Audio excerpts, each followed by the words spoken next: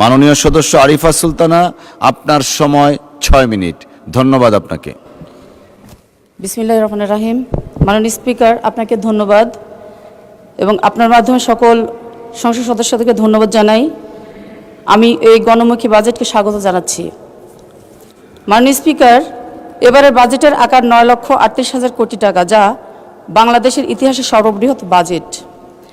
রাজস্ব আহরণের লক্ষ্যমাত্রা ধরা হয়েছে 6,95,000 কোটি টাকা। এই বাজেটের লক্ষ্যমাত্রা হচ্ছে অর্থনৈতিক স্থিতিশীলতা, কর্মসংস্থান বৃদ্ধি, দারিদ্র্য হ্রাস এবং সাধারণ মানুষের যানমান উন্নয়ন। মাননীয় স্পিকার, এই বাজেটের ইতিবাচক দিক হল শিক্ষা, স্বাস্থ্য ও সামাজিক নিরাপত্তা খাতে বিশেষ গুরুত্ব প্রদান। সামাজিক অবকাঠামো খাতে প্রায় 2,79,000 কোটি টাকা বরাদ্দ রাখা হয়েছে, যা প্রমাণ করে সরকার মানুষের কল্যাণকেই সর্বোচ্চ অগ্রাধিকার দিয়েছে।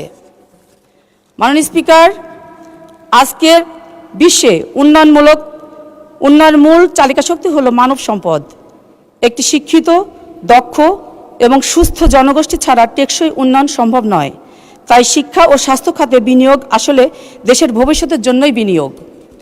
মাননীয় স্পিকার, কৃষি বাংলাদেশের অর্থনীতির প্রাণ।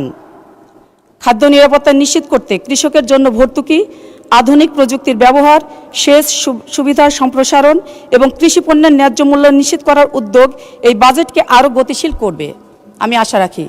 মাননীয় স্পিকার, গ্রামের মানুষ যাতে উন্নয়নের সুফল পায়, সেই লক্ষ্যে গ্রামীণ অবকাঠামো, সড়ক, সেতু, বিদ্যুৎ ও ডিজিটাল সংযোগ সম্প্রসারণের উপর গুরুত্ব দেওয়া হয়েছে।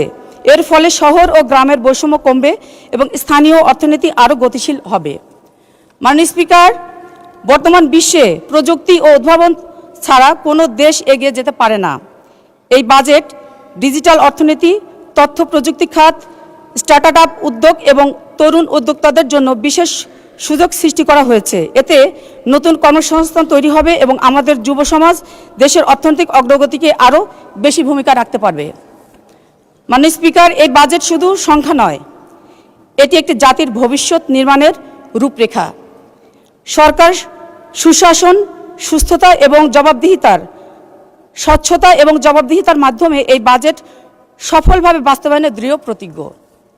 মাননীয় স্পিকার, আমি বিশ্বাস করি এই বাজেট মূল্যস্ফীতি নিয়ন্ত্রণ, বিনিয়োগ বৃদ্ধি, কর্মসংস্থান সৃষ্টি এবং জনগণের ক্রয় ক্ষমতা বৃদ্ধিতে কার্যকর ভূমিকা রাখবে। অর্থনৈতিক সংস্কার, রাজস্ব ব্যবস্থার আধুনিকায়ন এবং উন্নয়ন ব্যয় বৃদ্ধির মাধ্যমে দেশকে আরও গতিশীল ভিত্তির উপর দাঁড় করানোর উদ্যোগ এতে প্রতিফলিত হয়েছে এই বাজেটে। মাননীয় স্পিকার, আমাদের লক্ষ্য শুধু আজকের বাংলাদেশ নয়, আগামী প্রজন্মের জন্য একটি সমৃদ্ধ, উন্নত, মানবিক ও কল্যাণ রাষ্ট্র গড়ে তোলা। সেই লক্ষ্য অর্জনের একমাত্র পথই হল 2026-27 অর্থবছরের এই বাজেট।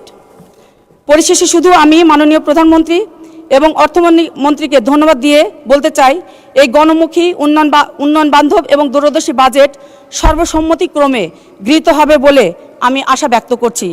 আমার বক্তব্য আজকে এটুকুই। মাননীয় স্পিকার, আপনাকে অসংখ্য ধন্যবাদ।